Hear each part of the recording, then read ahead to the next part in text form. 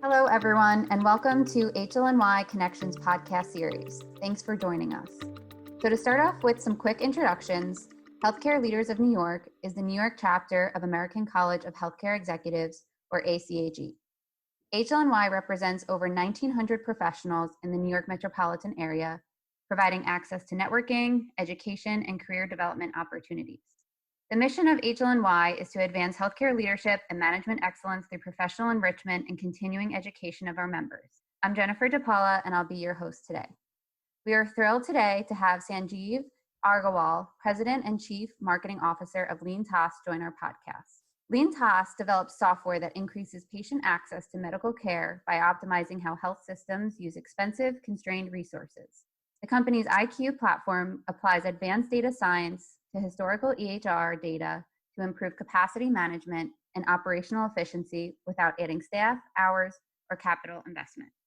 Sanjeev, thank you again for joining us today. Thanks for having me. Of course.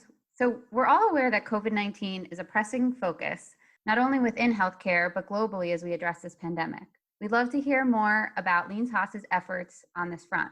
And as we're aware, most hospitals have postponed elective surgeries due to COVID-19.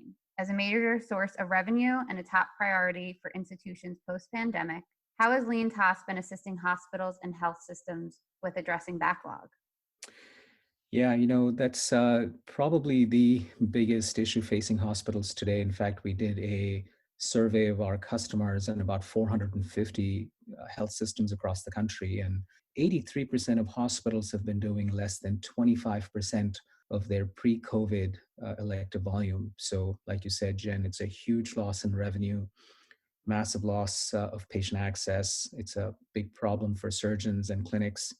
And also there's the danger of losing competitiveness in the marketplace if they lose elective surgery. So we work, like you said, with almost 100 major health systems, over 300 hospitals. And because this is such high priority, we've made this the front and center focus for our company over the last 2 months. And what we're helping hospitals do is actually walk through a fairly systematic program for restoring their elective surgeries in the fastest possible way, in the shortest amount of time it'll take. So soup to nuts, the program is designed around 5 major sets of tools, and it's a 7-step process. And I'll walk you briefly through each one of those in terms of why it's important and what we're doing there. So the first piece of it is assessing just how big this backlog is. So we have a free online calculator that helps every hospital put in a few inputs, like when they stopped doing surgeries, how much volume were they doing even during the COVID period, when they expect to start reopening, what volume will have disappeared as a result of perhaps people losing jobs or just the economic situation. And then they can model different scenarios for what if I opened up my ASCs? What if I opened up my ORs for staying late every weekday, or if I work some weekend days? And they can see how quickly they can manage this backlog. So the first tool is giving them size of a bread box. How long will it take? Will it take me 6 months? Will it take me a year? And some of the results have been shocking for many of our customers because they've lost so much elective volume that unless they plan for it in a fairly systematic way, it's going to take a very long time to recover it. Now, we're also helping them model wave 2 or wave 3. So if they think that COVID's actually going to come back, they need to make sure that they cover the first backlog based on this first wave before a potential second wave hits, God forbid, but it could happen. And so we're helping them model that. Then we're helping them understand what we call their true surgical capacity. So if you're a hospital with 10 or 20 or 30 ORs, and you have procedure rooms and ASCs, your true surgical capacity is obviously not just a function of how many rooms you have. It's staff availability, equipment availability, downstream inpatient beds availability, PPE, which your surgeons and the patients are going to need for a fair amount of time. So we call these things constraints. And within the boundaries of these constraints, you might not have all these rooms available for all the time you want. So what is truly your prime time, and how much volume can you expect to get done by service line, by surgeon, by surgery type? So for example, the mix of robotic and laparoscopic is going to depend on how much trained staff you have, when the rooms are available, how many robots you have. So once you calculate how long it'll it'll take roughly to get over your backlog. The second step is to say, what is your true surgical capacity? The third piece we're helping them do through tools, both free and online, is actually survey their staff to understand when nursing is available, how much PPE they have, to truly understand that it's not wishful thinking. If I want to get all my surgeries done in 2 or 3 months, I might not be able to. So let me plan for a world that it's going to take me at least 4 months to get over the existing backlog. The next step is to, this is all done in parallel, so it's not sequential per se, but maintaining the wait list. So if I have 40 ORs and I have 500 surgeons across 20 different service lines, many of them might be in the community and may or may not have access to my EHR. And even if they do, how do I help them maintain a prioritized wait list for which cases need to be done? Some of them, for example, are using methodologies like MENTS, medically necessary time-sensitive OR procedure worksheets. How do we put this up online and have a distributed way for multiple clinics to be able to put their cases on this backlog and help the hospital prioritize which ones need to be done first? Step after that, of course, is whatever my true surgical capacity is, I need to be able to open it up and make it accessible and visible. What is the open time? So helping hospitals think through, should I blow up my block schedule for a few months? Should I blow up half of it and put all of it into open time? Providing tools like what we call open table for open time. Show this open time that's available to the right clinic so they can ask for the right case, and then make it really simple to do business with. So whether it's a weekday or a weekend, can I show the right open time for every clinic to be able to put their hand up and say, yeah, I'd like to fill it. And so this ability to create more open time by taking some block and putting it into open time, make that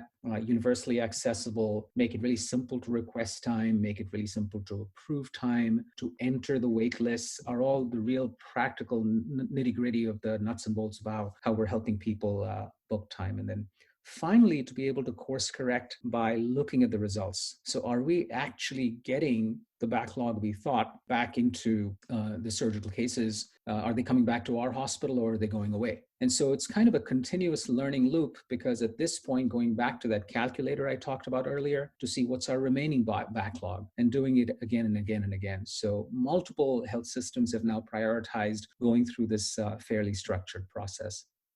Great, thank you. A lot more factors to take into account and prioritize than I realized. So thank you for that. Of course. So looking ahead, how do you and LeanTaas really maximize the time and usage of ORs and ambulatory surgery centers, and what tools are you using to envision that?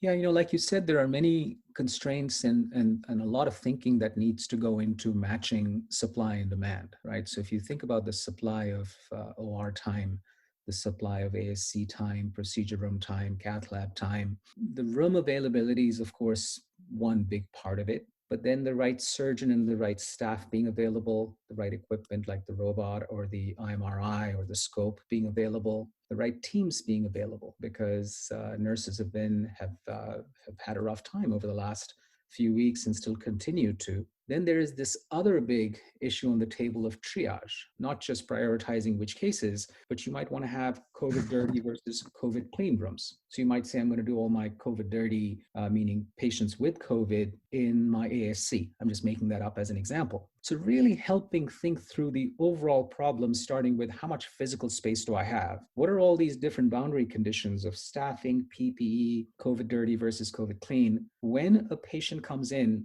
and a surgeon or their clinic asks for time, even during the process of requesting time, I should be able to triage by asking them some basic questions online to figure out, is this a patient that's likely to be a COVID patient or not? Because this hasn't gone away yet, and it may not go away for some time before a true vaccine is found. So for a while, we expect hospitals to want to triage. So really, it's a top-down strategy for how am I going to use my different rooms? Which ones am I going to open up for COVID versus non-COVID? How am I going to find out the highest priority patients? Which ones are likely to have COVID-like symptoms? And for them, I might need extra PPE for my surgeons and staff and make sure they're secure when they're doing their cases. So it's one big jigsaw puzzle we're helping our customers put together. Some through these free tools like the surveys and the backlog calculator, others with how we've changed our product to accommodate triage, to accommodate the wait list, to accommodate within OpenTable for Open Time. That's a tool within the iQueue product for how they can see all the backlog in real terms, which ones need to be pushed fastest through the system. And then finally, we're doing a lot of work helping them think through their downstream constraints, because every time you operate on a patient, some portion of them will need a PACU, almost everyone will need a PACU if it's inpatient, but they may need an ICU or they may need downstream beds, and you have the right bed capacity available. So these are the major problems we're working on. A lot of our customers have actually sped up the process of deploying our tools because of that, given that this is the highest priority and these are their everyday questions, which cannot be done on the back of a napkin. You need sophisticated tools, you need algorithms, you need online tools and calculators, as well as just, like I talked about, this OpenTable tool to be able to provide visibility into the capacity that's available. Great, thank you. And for our listeners, what tips and ideas do you have on how to improve individual operations as we navigate through COVID-19? And for those who are interested in the services that you mentioned, how could they get more information? Yeah. So, this is a state-by-state thing, as we know. Some states have been hit much harder. Of course, New York, your home state, has been hit the hardest, along with Washington.